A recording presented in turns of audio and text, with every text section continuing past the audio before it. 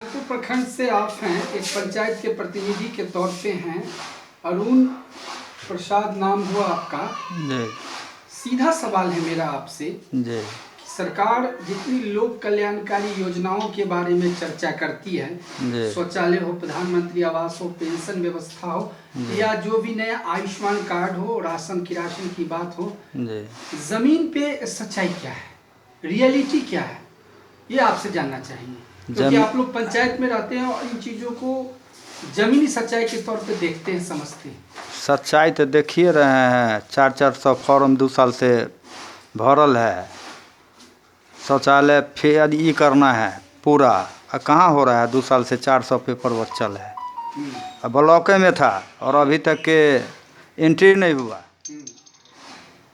अगर हम प्रधानमंत्री आवास की आपसे चर्चा ले, जो महत्वाकांक्षी योजना है, प्रधानमंत्री और नीतीश कुमार भी इस पे पीठ थपथपाते हैं जी, लेकिन जमीनी सच्चाई उसमें क्या है? जमीनी सच्चाई तो है, 2.5 साल हो गया मुखिया का, 84 गो घर, 219 घर पर अनुशंसा करवाए थे हम लोग। 84 ठो अभी तक घर को पैसा मिला है। अब बाकी कल ही या परसों आवास सहायक आया तो कहा जो 17 गो दिल्ली से आया है, नाम जोड़ा के भारत सरकार से, जिसमें से अभी 17 ठो आपको पंचायत को मिलेगा, फिर 25-26 में मिलेगा।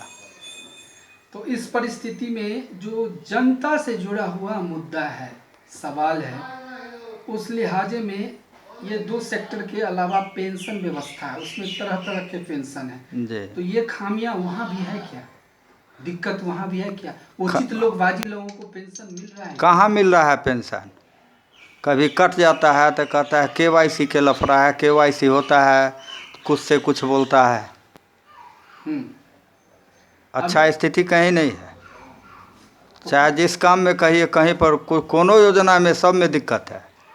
त्रिस्तरीय पंचायत के जो 3 स्तंभ हैं, 4 स्तंभ मान के चलिए, वार्ड सदस्य, पंचायत समिति सदस्य, ग्राम पंचायत के मुखिया और जिला परिषद सदस्य जी, इन चारों सदस्यों की स्थिति लोक कल्याणकारी योजनाओं को देने दिलवाने में अभी क्या रह गई?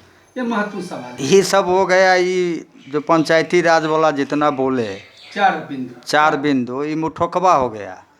इस पर कोई ध्यान नहीं है, कोई ध्यान नहीं। कैसे रहा है? हो रहा है भगवान भरोसे कहिए, थोड़ा मोड़ा। तो ये जो सिलसिला है, ये 2 साल 3 साल से ऐसा ही चल रहा है, ज़्यादा हो गया है। डोंगल दे दिया है, DDC के चाबी है हाथ में, अब DDC खोलिए नहीं रहा है, वहाँ से त्राहिमाम भेल है। बालू वाला के बच्चल है, गिट्टी वाला के बच्चल है, छड़ वाला के बच्चल है।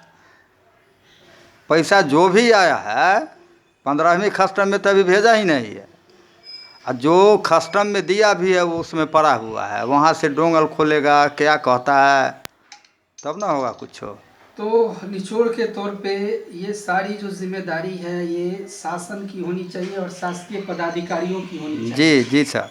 तो क्या कहना है, दोषी किनको मानते हैं, सिस्टम को या सिस्टम के पदाधिकारी को? सिस्टम में दोष कहाँ होता है?